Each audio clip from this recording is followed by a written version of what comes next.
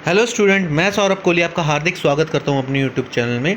प्यारे बच्चों, आज हम चर्चा करेंगे डायरेक्टरेट ऑफ एजुकेशन जीएनसीटी द्वारा भेजा गया sample paper mid term exam जो कि हाल ही में आने वाले हैं, उसके लिए काफ़ी इंपॉर्टेंट है। सेशन 2022-23 के लिए क्लास 10th सामाजिक विज्ञान कोड 087। तो इसकी चर्चा करेंगे हम पूरी, और एंड तक ज़रूर जुड़े रहें ताकि आपको पूरा सैम्पल पेपर के बारे में सारी जानकारी ढंग से समझ आ जाए। तो शुरू करते हैं। टाइम है 3 घंटे, मैक्सिमम मार्क्स है इसमें 80। सामान्य निर्देश दे रखे हैं और बाइलिंगुअल पेपर है, हिंदी और इंग्लिश दोनों में। यह प्रश्न पत्र 5 खंडों में विभाजित है, A, B, C, D, E। सभी प्रश्न अनिवार्य है, यद्यपि कुछ प्रश्नों में आंतरिक चयन उपलब्ध है। इंटरनल चॉइसेस भी आपको मिल जाएंगी कुछ प्रश्नों में, तो इन सब के बारे में है।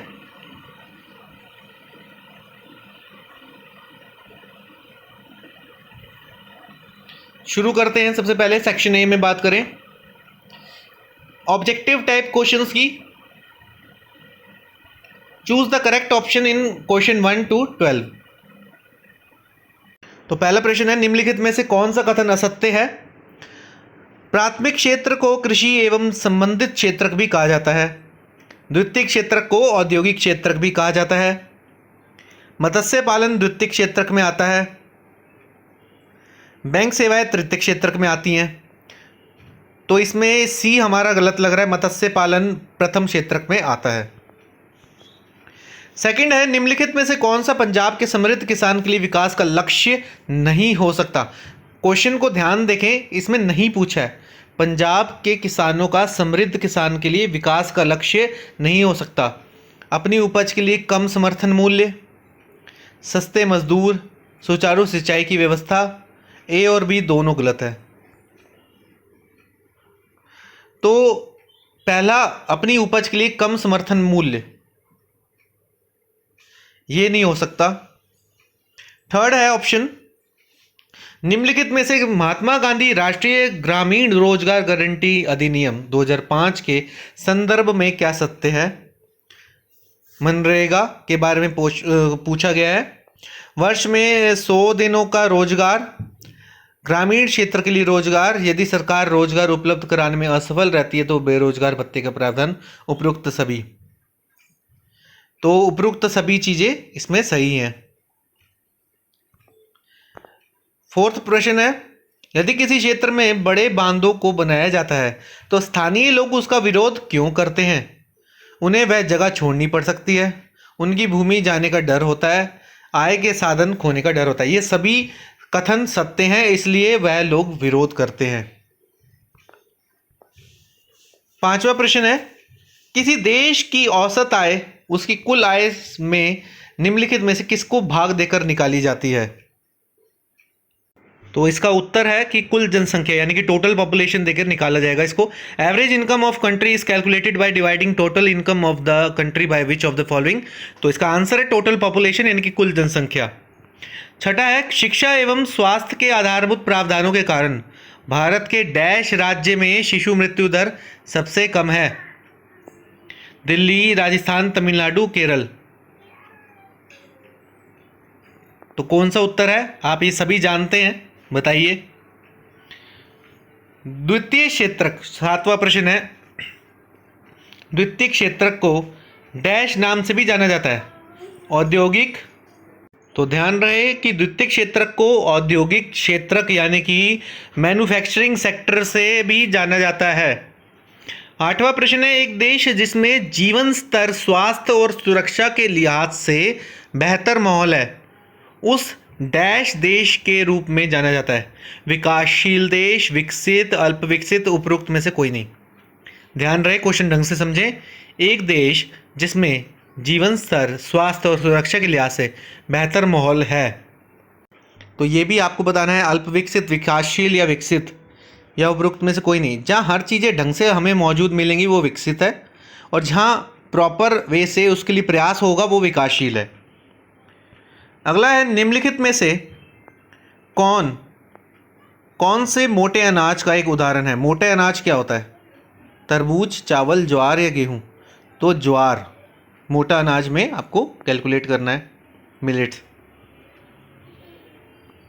अब 10वां है, नीचे दिए गए प्रश्न में दो प्रकथन दिए गए हैं, एक संकल्पना और दूसरा कारण है। कथनों को पढ़िए और सही विकल्प का चयन कीजिए। संकल्पना है कि गेहूं एक खरीफ फसल है, कारण यह शीत ऋतु में बोई जाती है। विकल्प आपके सामने है, संकल्पना एवं कारण दोनों सही हैं एवं कारण संकल्पना की सही व्याख्या है। संकल्पना एवं कारण दोनों सही हैं परंतु कारण संकल्पना की सही व्याख्या नहीं है। संकल्पना सही है और कारण गलत है। संकल्पना गलत है परंतु कारण सही है। तो पहली बात ये ध्यान रखें कि गेहूं एक रबी फसल है, तो संकल्पना गलत है परंतु कारण सही है। अगला है, किसी एक रबी फसल का नाम बताइए। तो गेहूं ही आप लिख सकते हैं, बाकी और आपको पता हो तो आप बता सकते हैं। अगला प्रश्न है, झूम कृषि को रे नाम से किस देश में जाना जाता है? तो मध्य अफ्रीका, अमेरिका, वियतनाम और या मैक्सिको। अगला प्रश्न है 12वां, सरकार द्वारा निम्नलिखित में से किसकी घोषणा फसलों को सुरक्षा प्रदान करने के लिए की जाती है? Maximum retail price, maximum support price, minimum support price, none of this. तो इसका जो सही उत्तर हो सकता है आपका मिनिमम सपोर्ट प्राइस, न्यूनतम समर्थन मूल्य। जायद की फसल को कब बोया जाता है? ध्यान रहे, जायद की फसल रबी और खरीफ के मध्य में बोई जाने वाली फसल है। इसकी सब्जियों की बुआई का उपयुक्त समय जो आपका है वो होता है फरवरी से मार्च तक। इन फसलों की प्रमुख रूप से जैसे टिंडा, तरबूज, खरबूजा, खीरा, ककड़ी, लौकी, तुरई, भिंडी, अरबी शामिल होती है। तो बी ऑप्शन हम इसमें लगाएंगे क्योंकि इसमें मेंशन कर रखा है दिसंबर से फरवरी तक, लेकिन जो एक्चुअल आंसर होता है फरवरी से मार्च तक एक्चुअल। गृह युद्ध से आप क्या समझते हैं? What do you understand by civil war? गृह युद्ध का अर्थ है कि आंतरिक युद्ध, जिसमें विचारधाराओं और हथियारों की लड़ाई के रूप में जाना जाता है। यह एक निर्दयी युद्ध था जिसने एक राष्ट्र को ऊपर उठाने का काम करता है। गृह युद्ध या तोड़ने का काम करता है गृह युद्ध। ये आंतरिक होता है। किसी भी राष्ट्र में अगर ये गृह युद्ध होगा तो वो देश खतरे में उसकी होगा, उसकी जो चीज़ें होंगी वो खतरे में आ जाएंगी। जैसे गृह युद्ध श्रीलंका में भी हो चुका है कितनी बारी। अगला प्रश्न है, श्रीलंका में कौन सा जातीय समूह अल्पसंख्यक था? तमिल अल्पसंख्यक था अथवा बेल्जियम में कौन सा जातीय समूह अल्पसंख्यक था? डच भाषी लोग जो थे वो अल्पमत में थे, ये चीज़ ध्यान रखनी है। अगला है, बेल्जियम की राजधानी का नाम लिखिए। तो बेल्जियम की राजधानी का नाम ब्रसल्स। अगला प्रश्न है, सिंगली को एकमात्र राजभाषा घोषित करने वाला कानून श्रीलंका में कब पारित किया गया? इसका सही उत्तर है 1956 में। 18वां क्वेश्चन है, रेखांकित तथ्यों को सही करके वाक्य को पुनर्लिखिए। केंद्रीय सूची और पर कानून बनाने का अधिकार केंद्र को होता है, राज्य सरकार को नहीं होता। 19वां प्रश्न है, भारत में डैश स्तर की सरकारें हैं? 3 स्तर की सरकारें हैं। 20वां प्रश्न है, राज्य पुनर्गठन आयोग का गठन कब किया गया? तो राज्य पुनर्गठन आयोग का गठन हम अगर बात करें तो 1953 में इसका किया गया गठन, और 1950 के दशक में बने पहले राज्य पुनर्गठन आयोग की सिफारिश में राज्य के बंटवारे का आधार भाषाएं थी। इसके पीछे तर्क दिया गया कि स्वतंत्रता आंदोलन में यह बात उठी थी कि जनतंत्र में प्रशासन को आम लोगों की भाषा में काम करना चाहिए ताकि प्रशासन लोगों के नज़दीक आ सके। पंजाब में सभी विश्वविद्यालयों में अनेक भाषाओं में एजुकेशन दिया जाता है। पंजाब का नवीनतम जिला मलेरकोटला है उदाहरण के रूप में। भारतीय संविधान की 8वीं अनुसूची में कितनी भाषाओं का शामिल किया गया है? तो भारत की 8वीं अनुसूची में 14 भाषाओं को संविधान के प्रारंभ में शामिल कर लिया गया था। वर्ष 1967 में सिंधी भाषा को 21वें संविधान संशोधन अधिनियम द्वारा 8वीं अनुसूची में शामिल किया गया था। वर्ष 1992 में 71वें संशोधन द्वारा कोंकणी, मनपुरी और नेपाली को शामिल किया गया। अगला प्रश्न है, वियना कांग्रेस कब आयोजित की गई? तो वियना की कांग्रेस यूरोपीय देशों के राजदूतों का एक सम्मेलन था जो सितंबर 1814 में से लेकर जून 1815 की वियना में आयोजित की गई। इसकी जो अध्यक्षता थी वो ऑस्ट्रियाई राजनेता मेटरनिक ने की थी। अब ये 23वां संकल्पना वाला प्रश्न है। राष्ट्रवाद की पहली स्पष्ट अभिव्यक्ति 1789 में फ्रांसीसी क्रांति से हुई। फ्रांसीसी क्रांति से राजनीतिक और संवैधानिक बदलाव हुए जिससे प्रभुसत्ता राजतंत्र से निकलकर फ्रांसीसी नागरिकों के समूह में हस्तांतरित हुई। तो क्या इसका उत्तर सही लगता है, आप बताइए। रॉलेट एक्ट कब लागू किया गया? 1919 में। भारत माता का पहला चित्र किसने बनाया? रविंद्रनाथ टैगोर। सिल्क रूट से आप क्या समझते हैं? सिल्क रूट वो रूट है जहां से व्यापारी सिल्क को लेके जाते थे, जो चीन से होकर गुजरता है। ब्रेटन वुड्स प्रणाली से आप क्या समझते हैं? और ब्रेटन वुड्स सम्मेलन को आधिकारिक तौर पर संयुक्त राष्ट्र मौद्रिक एवं वित्तीय सम्मेलन यानी कि United Nations monetary and financial conference के रूप में जाना जाता है। 1 से 22 जुलाई 1944 तक 44 देशों के प्रतिनिधि इस सम्मेलन में शामिल हुए थे। अगला शॉर्ट क्वेश्चन है सेक्शन बी, असहयोग आंदोलन क्यों प्रारंभ किया गया? उसके प्रभावों का वर्णन कीजिए। और अथवा है सविनय आंदोलन क्यों प्रारंभ किया गया? उसके प्रभावों का वर्णन कीजिए। ध्यान रहे कि असहयोग आंदोलन यानी कि नॉन कोऑपरेशन मूवमेंट जो है 1 अगस्त 1920 में औपचारिक रूप से शुरू हुआ था और बाद में आंदोलन का प्रस्ताव कांग्रेस के कलकत्ता अधिवेशन में 4 दिसंबर 1920 को प्रस्ताव पारित हुआ, जिसके बाद कांग्रेस ने इसे अपने औपचारिक आंदोलन स्वीकृत कर दिया। असहयोग आंदोलन क्या था कि अंग्रेजों का कोई भी इंस्टीट्यूशन हो या कोई भी चीज़ में असहयोग करना, उनका सहयोग ना देना। गांधी जी का कहना था कि अगर कोई भी व्यक्ति उन्हें सहयोग नहीं देगा तो वो भारत में नहीं टिक पाएंगे, इसलिए उनका असहयोग करना। सविनय अवज्ञा आंदोलन प्रारंभ करने का उद्देश्य यह था कि गांधी जी चाहते थे कि सरकार विनिमय की दर को घटाए, पूर्ण नशाबंदी लागू हो, नमक कर समाप्त हो, भू राजस्व कम हो, गुप्तचर विभाग पर नियंत्रण स्थापित हो, कपड़ों की आयात कम हो। ये कुछ मुद्दे थे जिसके कारण सिविल डिसोबीडियंस मूवमेंट यानी कि सविनय अवज्ञा आंदोलन शुरू किया गया। अगला प्रश्न है, भारत में जल की कमी का कारण बताइए। भारत में जल की कमी या देश में पानी के परंपरागत स्रोत कम वर्षा व बेतरतीब दोहन के चलते खत्म होते जा रहे हैं। इस कारण भूजल स्तर घटता जा रहा है और पीने के पानी की समस्या भी पैदा हो चुकी है। सिंचाई के लिए उपयोग करने हेतु अत्यधिक ऊर्जा और ईंधन की जरूरत पड़ती है, इसलिए जल की कमी होती जा रही है, क्योंकि जो प्राकृतिक स्रोत है, परंपरागत स्रोत हैं, वो नष्ट हो गए हैं या ख़त्म हो चुके हैं। इसके कारण जल की कमी होती जा रही है। अगला है, भारत में संघवाद दिन प्रतिदिन मजबूत हो रहा है। इस कथन के समर्थन में तर्क दीजिए। सबसे पहले तो हम इसमें ये समझेंगे कि संघवाद सरकार की एक प्रणाली है जिसमें सत्ता केंद्रीय प्राधिकरण और देश के विभिन्न घटक इकाइयों के बीच में विभाजित होती है। एक संघ में सरकार के 2 स्तर होते हैं। एक है पूरे देश की सरकार जो सामान्य राष्ट्रीय हित के कुछ विषयों के लिए उत्तरदायी है। अन्य प्रांतीय या राज्य के स्तर पर सरकारें हैं जो अपने राज्य के प्रशासन के दिन प्रतिदिन की अधिकांश देखभाल करती है। इस अर्थ में संघों की तुलना एकात्मक राज्यों से की जाती है। एकात्मक प्रणाली के अंतर्गत या तो सरकार का केवल एक स्तर होता है या उप इकाइयाँ केंद्र सरकार के अधीनस्थ होती हैं। केंद्र सरकार प्रांतीय या स्थानीय सरकार को आदेश दे सकती है, लेकिन संघीय व्यवस्था में केंद्र सरकार राज्य सरकार का कुछ करने का आदेश नहीं दे सकती।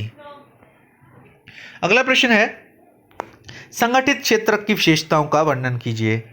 और असंगठित क्षेत्र, संगठित क्षेत्र और असंगठित क्षेत्र, जैसा कि मैं बता दूं, संगठित क्षेत्र के लाभ और अनुलाभ, कर्मचारियों को चिकित्सा सुविधा होती है तुलना के संगठित क्षेत्र में, और काम के घंटे निश्चित होते हैं, वेतन भी अच्छा मिलता है। और लेकिन असंगठित क्षेत्र में ये सब चीज़ें बिल्कुल नहीं मिलती हैं, शोषण ज़्यादा होता है। अगला सेक्शन सी की बात करें, जर्मनी के एकीकरण की प्रक्रिया का वर्णन कीजिए। बिस्मार्क का नाम इसमें सबसे ज़्यादा महत्वपूर्ण आएगा, ऑटोमन बिस्मार्क। और इटली के एकीकरण की प्रक्रिया का वर्णन कीजिए। आगे है प्रश्न, जलोढ़ मिट्टी की विशेषताओं का वर्णन कीजिए और काली मिट्टी की विशेषताओं का वर्णन कीजिए। जलोढ़ मिट्टी की बात करें तो इसमें पोटाश की बहुलता होती है, पोटाश में ज़्यादा होता है, लेकिन नाइट्रोजन, फास्फोरस और ह्यूमस की कमी होती है। पुरानी जलोढ़ मिट्टी को बांगर और नई जलोढ़ मिट्टी को खादर कहा जाता है। आगे बात करें काली मिट्टी की विशेषताओं की। काली मिट्टी का सर्वाधिक विस्तार महाराष्ट्र राज्य में है। काली मिट्टी की प्रमुख विशेषता यह है कि इसमें जल धारण करने का सर्वाधिक क्षमता होती है। काली मिट्टी बहुत ज़्यादा चिपचिपी हो जाती है तथा सूखने पर इसमें दरारें पड़ जाती हैं। इसी गुण के कारण काली मिट्टी का स्वैत जुताई वाली मिट्टी कहा जाता है। आगे ध्यान दें, बेल्जियम ने विविधता को समायोजित किया है। अगर बेल्जियम सभी को साथ लेकर नहीं चलता तो वहाँ पर भी श्रीलंका जैसी स्थिति आ जाती और वो भी वहाँ पर गृह युद्ध बार बार होते रहते। 35वां प्रश्न है, विकास को परिभाषित कीजिए। विकास क्या है? विकास सबके लिए अलग अलग है। किसी के लिए पूर्ण रूप से खाना पाना विकास है, किसी के लिए तरक्की करना विकास है, किसी के लिए मकान बनाना विकास है। तो विकास के अलग अलग स्तर है, तो विकास को परिभाषित कीजिए, विकास क्या है। 36वां प्रश्न है, दी गई सारणी को पढ़िए और नीचे दिए गए प्रश्नों के उत्तर दीजिए। तो सोर्स बेस्ड क्वेश्चन है, इसको आप जरूर सॉल्व करें, देखें।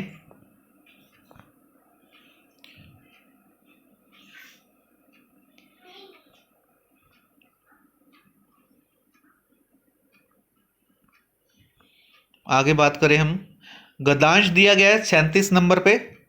प्रोजेक्ट टाइगर विश्व की बेहतरीन वन्य जीव परियोजनाओं में से एक है और इसकी शुरुआत 1973 में हुई।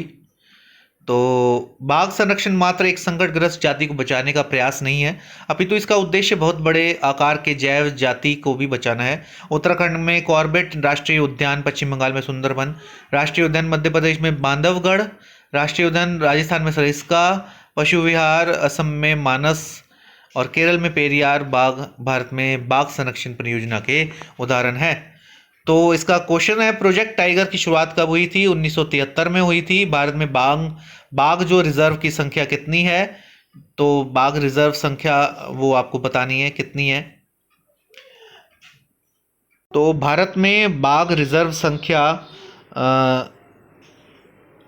जो बाघ की आबादी दुनिया की लगभग 80% है, वो एक्चुअली 2022 में 53 थी।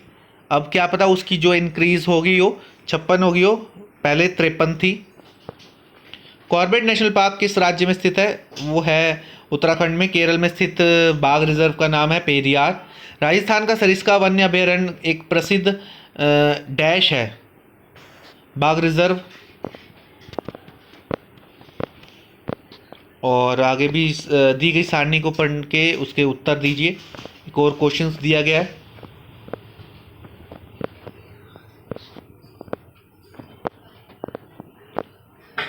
गद्यांश एक और आपको सामने है, मतलब आपको काफ़ी गद्यांश आएंगे और उसको आपको सॉल्व करना है। और ये जो गद्यांश है 19वीं सदी की इस अनुबंध व्यवस्था को बहुत सारे लोग ने नई दास प्रथा का भी नाम दिया, उसके ऊपर है।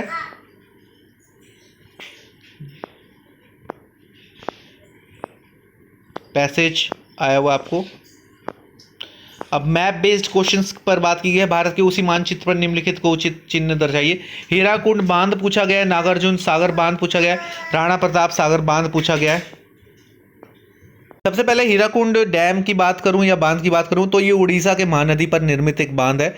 यह संबलपुर से 15 किलोमीटर दूर है। 1957 में महानदी पर निर्मित यह बांध संसार का सबसे बड़ा एवं सबसे लंबा बांध है। इसकी कुल लंबाई 25.8 किलोमीटर है। इस बांध के पीछे विशाल जलाशय है जो एशिया का सबसे बड़ा कृत्रिम झील है।